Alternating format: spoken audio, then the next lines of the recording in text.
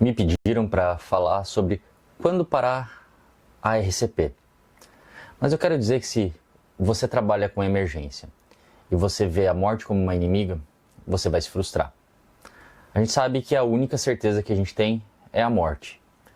Por outro lado, uma das principais coisas que a gente faz na emergência é a nossa necromancia moderna. É utilizar a ciência, a tecnologia, o estudo e não mais a magia, a feitiçaria, para trazer os mortos de volta à vida. É isso que significa reanimar. Mas antes de pensar quando reanimar ou quando parar a reanimação, acho que a gente tem que entender que nem toda vez que o coração para, isso é uma PCR. Uma PCR é a cessação súbita, inesperada da atividade cardíaca potencialmente reversível em um paciente sem doença terminal ou incurável. Ou seja, nem toda vez que o coração para é uma PCR. Algumas vezes isso é morte. Nossos pacientes vão morrer. Isso faz parte. Então, antes de a gente pensar quando que eu paro, eu tenho que parar nessa luz vermelha e pensar, será que eu devo começar? E uma coisa que é importante é a gente pensar nos valores do nosso paciente.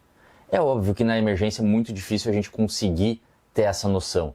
A gente conseguir saber se o nosso paciente valoriza mais a quantidade de vida ou a qualidade de vida. O que o nosso paciente pensa sobre a chance de ficar acamado, de ficar dependente?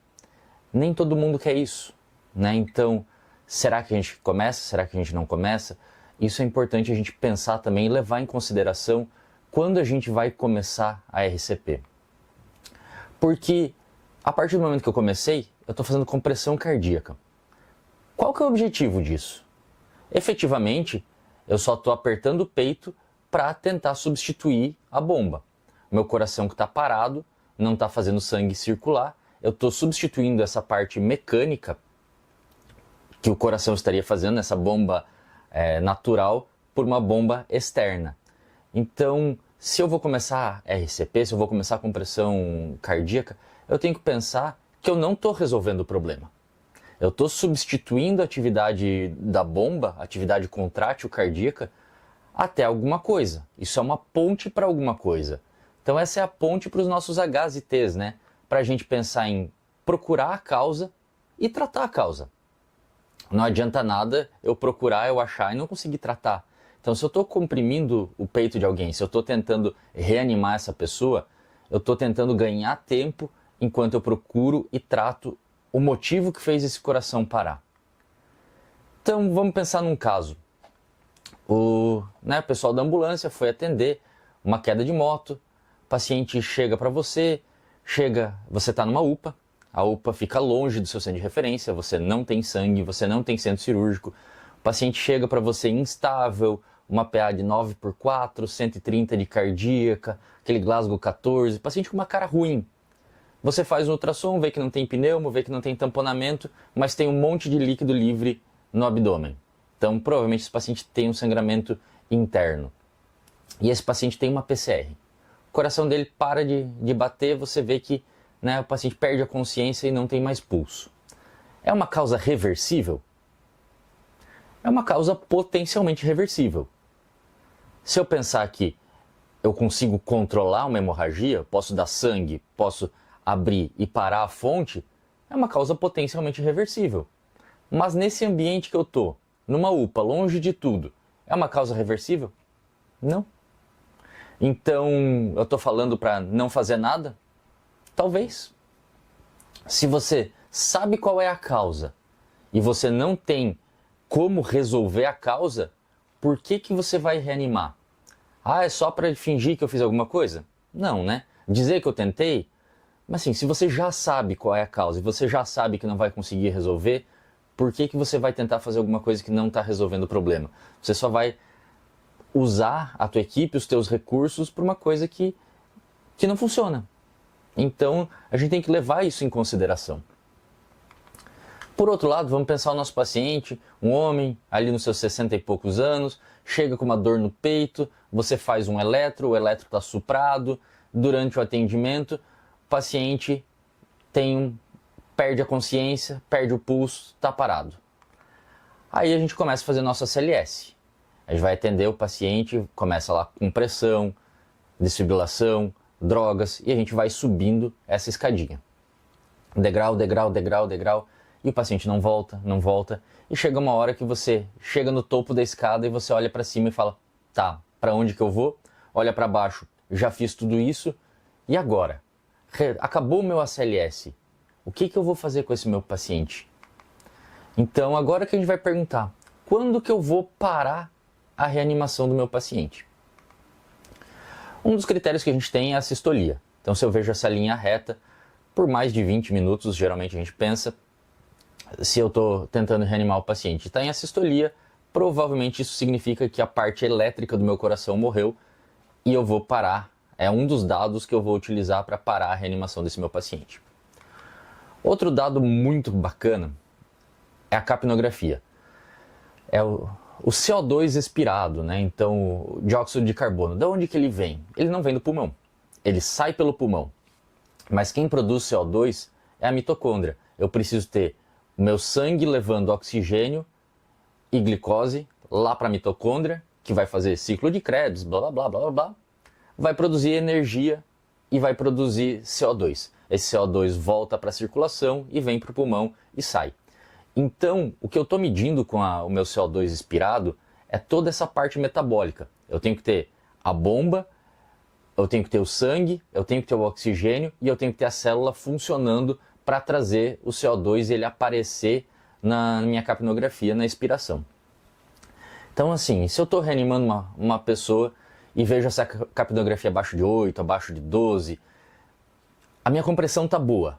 Eu estou ventilando esse paciente, eu estou fornecendo oxigênio, eu estou substituindo a bomba e não está melhorando, o normal é 35, 45, durante a RCP a gente espera ali 20 e pouco, né?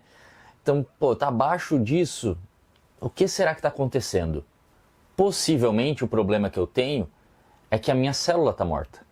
A minha célula não está mais conseguindo utilizar o oxigênio para produzir CO2. Então também é um sinal que a gente vai utilizar, geralmente pensa ali nos 20 minutos também, com capno com compressões adequadas. E a capno baixa é mais um ponto que a gente vai utilizar para decidir parar os esforços de reanimação. E as pupilas? Então, né, tem aquela coisa, acho que todo mundo já ouviu alguém falar assim, abriu pupila, tá morto, pode parar. Não é bem assim, tá? Tem vários estudos que mostram que a pupila aberta não necessariamente significa mau prognóstico. Às vezes sim, mas assim, tem vários pacientes que em até 72 horas podem melhorar, podem fechar a pupila. Então não utilize a pupila aberta como um dado para parar a reanimação. Por outro lado, a pupila fechada é um sinal de vida. Então assim, ela vai me dizer, continue. Se a pupila aberta não me diz para parar, a pupila fechada fala para eu continuar a reanimação. Isso significa que a célula está viável. Então é um sinal de bom prognóstico. E na emergência a gente tem utilizado muito o ultrassom. Aqui entram duas coisas. Primeiro, como foi o nosso caso lá, para eu procurar a causa, se eu achar a causa e puder tratar, ou se eu achar a causa e não puder tratar, isso vai me ajudar a decidir se eu continuo ou não a reanimação. E outra coisa que a gente vai olhar é a atividade cardíaca. Se eu tenho um coração parado, que a gente chama de standstill, isso é um sinal de mau prognóstico. Isolado talvez não seja o suficiente, mas se eu vou associando, então se eu tenho assistolia, capno baixo, um coração parado, tudo isso vai me ajudar a tomar essa decisão de quando parar a RCP. E algumas outras coisas que eu vou pensar. Quando que foi a última vez que essa pessoa foi vista? Faz quanto tempo que esse paciente está em PCR? Estavam reanimando? Foi uma parada que teve uma síncope, viram cair e já começaram os populares a fazer a reanimação? Ou estava dentro de um serviço de saúde e já foi começado imediatamente a compressão cardíaca? Ou é um paciente que já está há mais tempo, que eu não sei quanto tempo ele está parado? E qual o ritmo? Tanto o ritmo inicial quanto o ritmo de chegada. Pacientes com um ritmo chocável tendem a ter melhor prognóstico. A sistolia, como a gente já disse, é um marcador de mau prognóstico. Mas a principal pergunta que eu vou fazer é se eu tenho mais alguma ferramenta que eu possa utilizar. Já usei tudo que eu tinha ou a minha caixa tem mais alguma coisa? Eu achei a causa da parada? Eu tenho mais alguma coisa que eu posso fazer pelo meu paciente? Então eu quero contar para vocês um caso meu. Recentemente, mais ou menos recentemente, eu atendi um paciente, teve uma síncope no trabalho, a gente chegou, não tinha nada muito específico, o paciente estava pálido, sudorei com uma cara meio ruim, uma taquicardia ali na faixa de 110, saturando 90 e pouquinho, a frequência respiratória um pouco mais alta, PA de 100 por 70, tudo limítrofe, nada muito alterado, mas estava com uma cara ruim. Fiz ultrassom e vi um VD, né, o ventrículo direito aumentado, que era sugestivo então com esse quadro, pensando em TEP. A gente levou para o hospital, assim que a gente chegou no hospital, passou de uma maca para outra, o nosso paciente teve uma PCR. A gente começou a reanimar, a gente botou o compressor externo, a gente entubou, a gente conseguiu trombolizar durante a parada. E durante todo o período que o paciente estava parado, o paciente estava rosa, pupila fechadinha, a gente tinha uma cápno boa. Durante a compressão, o manguito estava ciclando e conseguia pegar até uma sistólica na faixa de 80 durante as compressões. Então era um paciente que estava bem perfundido, o paciente parecia viável. Mas deu 1 hora e pouco e não mudou nada. O coração no ultrassom tentando bater. A gente olhou para a nossa caixa de ferramenta e não tinha mais o que fazer. A gente já tinha feito tudo o que a gente tinha à nossa disposição. E a gente decidiu parar a reanimação. Decidiu que esse paciente estava morto. Todo mundo baixou a cabeça, todo mundo ficou com uma sensação muito ruim de, eu queria ter mais alguma coisa para fazer. Mas eu fiz tudo o que eu pude. Então, acabou. Eu não tinha mais nenhuma ferramenta para utilizar com esse meu paciente. Acabaram os meus recursos. Esse paciente morreu. Fiz o que eu pude. Mas hoje em dia, essa distinção entre vida e morte tem ficado cada vez mais difícil de a gente achar. Principalmente agora que a gente tem discutido até a utilização de ECMO, então circulação extracorpórea durante a PCR, esses pacientes podem ficar vivos muito mais tempo. Assim, isso é uma ponte até a gente resolver a causa, mas esse era um paciente que provavelmente seria um bom candidato. Mas a gente não tinha. Na nossa caixa de ferramenta não tinha isso. Então o que eu quero dizer? Que assim, se você decide que vai reanimar esse paciente, se joga de cabeça. Faça tudo o que puder. Não faça aquela coisa meia boca, vamos fazer 5 minutinhos só para fingir, só para treinar. Não. Você acha que o teu paciente tem chance? Faça. Faça tudo o que pode ser feito. E aí é importante a gente, como necromantes modernos, a gente tem que garantir que o nosso sistema forneça o melhor para o nosso paciente, independente do DDI, do DDD, da onde esse nosso paciente está. Então, se o nosso paciente está nos Estados Unidos, no Brasil, no Japão, na Suécia, esse paciente tem que receber o mesmo recurso. Ele não pode ser punido por ter nascido no lugar errado. Então, a nossa função é entender que se tem mais alguma coisa que eu posso fazer por esse paciente, que eu poderia fazer, que ele teria recebido em outro lugar do mundo, a gente tem que saber isso e tem que trazer e poder fornecer para o nosso paciente. Para poder dizer, sim, eu fiz tudo o que eu pude. Eventualmente o paciente vai morrer. Mas assim, tudo que eu tinha de recurso, independente de onde esse meu paciente estava, eu fiz. E eu dei a melhor chance que ele poderia ter.